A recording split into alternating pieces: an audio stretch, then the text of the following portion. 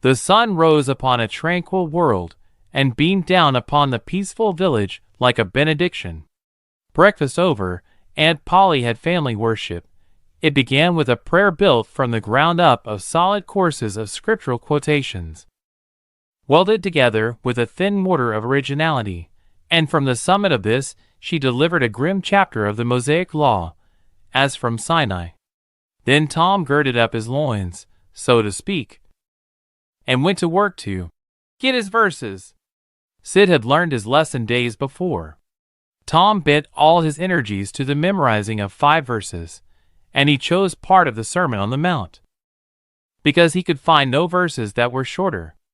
At the end of half an hour Tom had a vague general idea of his lesson, but no more, for his mind was traversing the whole field of human thought, and his hands were busy with distracting recreations.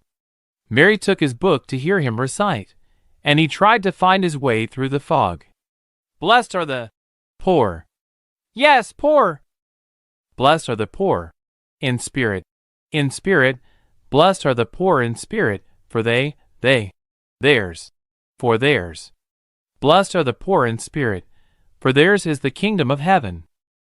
Blessed are they that mourn, for they, for they, I don't know what it is. Shall, for they shall mourn. Blessed are they that shall mourn.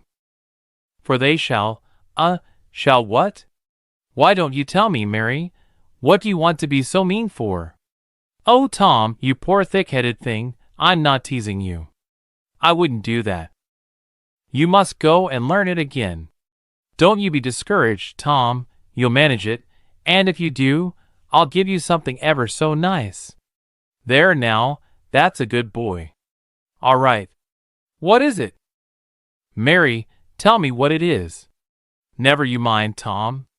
You know if I say it's nice, it is nice. You bet you that's so, Mary. All right, I'll tackle it again. And he did tackle it again. And under the double pressure of curiosity and perspective gain, he did it with such spirit that he accomplished a shining success. Mary gave him a brand new Barlow Knife worth 12.5 cents, and the convulsion of delight that swept his system shook him to his foundations. True, the knife would not cut anything, but it was a sure enough Barlow, and there was inconceivable grandeur in that, though where the Western boys ever got the idea that such a weapon could possibly be counterfeited to its injury is an imposing mystery, and will always remain so. Perhaps Tom contrived to scarify the cupboard with it, and was arranging to begin on the bureau, when he was called off to dress for Sunday school. Mary gave him a tin basin of water and a piece of soap, and he went outside the door and set the basin on a little bench there. Then he dipped the soap in the water and laid it down, turned up his sleeves, poured out the water on the ground gently, and then entered the kitchen and began to wipe his face diligently on the towel behind the door. But Mary removed the towel and said, "Now ain't you ashamed, Tom? You mustn't be so bad. Water won't hurt you."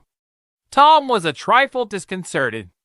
The basin was refilled, and this time he stood over it a little while, gathering resolution, took in a big breath, and began. When he entered the kitchen presently, with both eyes shut, and groping for the towel with his hands, an honorable testimony of suds and water was dripping from his face. But when he emerged from the towel, he was not yet satisfactory, for the clean territory stopped short at his chin and his jaws, like a mask. Below and beyond this line, there was a dark expanse of unirrigated soil that spread downward in front and backward around his neck. Mary took him in hand, and when she was done with him, he was a man and a brother, without distinction of color, and his saturated hair was neatly brushed, and its short curls wrought into a dainty and symmetrical general effect. He privately smoothed out the curls, with labor and difficulty, and plastered his hair close down to his head, for he held curls to be effeminate, and his own filled his life with bitterness. Then Mary got out a suit of his clothing that had been used only on Sundays during 2 years. They were simply called his other clothes, and so by that we know the size of his wardrobe. The girl put him to rights. After he had dressed himself, she buttoned his neat roundabout up to his chin, turned his vast shirt collar down over his shoulders, brushed him off, and crowned him with his speckled straw hat. He now looked exceedingly improved and uncomfortable. He was fully as uncomfortable as he looked, for there was a restraint about whole clothes and cleanliness that galled him. He hoped that Mary would forget his shoes, but the hope was blighted. She coated them thoroughly with tallow, as was the custom, and brought them out. He lost his temper, and said he was always being made to do everything he didn't want to do. But Mary said, persuasively, "Please, Tom, that's a good boy." So he got into the shoes snarling. Mary was soon ready, and the 3 children set out for Sunday school, a place that Tom hated with his whole heart. But Sid and Mary were fond of it. Sabbath school hours were from 9 to 10:30, and then church service. 2 of the children always remained for the sermon voluntarily, and the other always remained too, for stronger reasons. The church's high-backed, uncushioned pews would seat about 300 persons. The edifice was but a small, plain affair, with a sort of pine board tree box on top of it for a steeple. At the door Tom dropped back a step and accosted a Sunday-dress comrade. "Say, Billy, got a yaller ticket?" "Yes." "What'll you take for her?" "What'll you give?" "Piece of licorice and a fish hook." "Let's see him." Tom exhibited. They were satisfactory, and the property changed hands. Then Tom traded a couple of white alleys for 3 red tickets, and some small trifle or other for a couple of blue ones. He waylaid other boys as they came, and went on buying tickets of various colors 10 or 15 minutes longer. He entered the church, now, with a swarm of clean and noisy boys and girls, proceeded to his seat, and started a quarrel with the first boy that came handy. The teacher, a grave, elderly man, interfered, then turned his back a moment, and Tom pulled a boy's hair in the next bench, and was absorbed in his book when the boy turned around, stuck a pen in another boy. Presently, in order to hear him say, "Ouch!" and got a new reprimand from his teacher. Tom's whole class were of a pattern, restless, noisy, and troublesome. When they came to recite their lessons, not one of them knew his verses perfectly, but had to be prompted all along. However, they worried through, and each got his reward, in small blue tickets, each with a passage of scripture on it. Each blue ticket was paid for 2 verses of the recitation. 10 blue tickets equaled a red one, and could be exchanged for it. 10 red tickets equaled a yellow one. For 10 yellow tickets, the superintendent gave a very plainly bound Bible worth 40 cents in those easy times to the pupil. How many of my readers would have the industry and application to memorize 2,000 verses, even for a door Bible? And yet Mary had acquired 2 Bibles in this way. It was the patient work of 2 years, and a boy of German parentage had won 4 or 5. He once recited 3,000 verses without stopping, but the strain upon his mental faculties was too great, and he was little better than an idiot from that day forth, a grievous misfortune for the school. For on great occasions, before company, the superintendent, as Tom expressed it, had always made this boy come out and spread himself. Only the older pupils managed to keep their tickets and stick to their tedious work long enough to get a Bible. And so the delivery of one of these prizes was a rare and noteworthy circumstance. The successful pupil was so great and conspicuous for that day that on the spot every scholar's heart was fired with a fresh ambition that often lasted a couple of weeks. It is possible that Tom's mental stomach had never really hungered for one of those prizes, but unquestionably his entire being had for many a day longed for the glory and the eclat that came with it. In due course the superintendent stood up in front of the pulpit, with a closed hymn book in his hand, and his forefinger inserted between its leaves, and commanded attention. When a Sunday school superintendent makes his customary little speech, a hymn book in the hand is as necessary as is the inevitable sheet of music in the hand of a singer who stands forward on the platform and sings a solo at a concert, though why is a mystery, for neither the hymn book nor the sheet of music is ever referred to by the sufferer. This superintendent was a slim creature of 35, with a sandy goatee and short sandy hair. He wore a stiff standing collar whose upper edge almost reached his ears, and whose sharp points curved forward abreast the corners of his mouth, a fence that compelled a straight look out ahead, and a turning of the whole body when a side view was required. His chin was propped on a spreading cravat which was as broad and as long as a banknote, and had fringed ends. His boot toes were turned sharply up, in the fashion of the day, like sleigh runners, an effect patiently and laboriously produced by the young men by sitting with their toes pressed against a wall for hours together. Mr. Walters was very earnest of mien, and very sincere and honest at heart, and he held sacred things and places in such reverence, and so separated them from worldly matters, that unconsciously to himself his Sunday school voice had acquired a peculiar intonation which was wholly absent on weekdays. He began after this fashion. "Now, children, I want you all to sit up just as straight and pretty as you can and give me all your attention for a minute or two. There, that is it. That is the way good little boys and girls should do. I see one little girl who is looking out of the window. I am afraid she thinks I am out there somewhere, perhaps up in one of the trees, making a speech to the little birds." Applausive titter. "I want to tell you how good it makes me feel to see so many bright, clean little faces assembled in a place like this, learning to do right and be good." And so forth and so on. It is not necessary to set down the rest of the oration. It was of a pattern which does not vary, and so it is familiar to us all. The latter third of the speech was marred by the resumption of fights and other recreations among certain of the bad boys, and by fidgetings and whisperings that extended far and wide, washing even to the bases of isolated and incorruptible rocks like Sid and Mary. But now every sound ceased suddenly, with the subsidence of Mr. Walters' voice, and the conclusion of the speech was received with a burst of silent gratitude. A good part of the whispering had been occasioned by an event which was more or less rare, the entrance of visitors, Lawyer Thatcher, accompanied by a very feeble and aged man, a fine, portly, middle-aged gentleman with iron gray hair, and a dignified lady who was doubtless the latter's wife. The lady was leading a child. Tom had been restless and full of chafings and repinings, conscience-smitten, too. He could not meet Amy Lawrence's eye, he could not brook her loving gaze.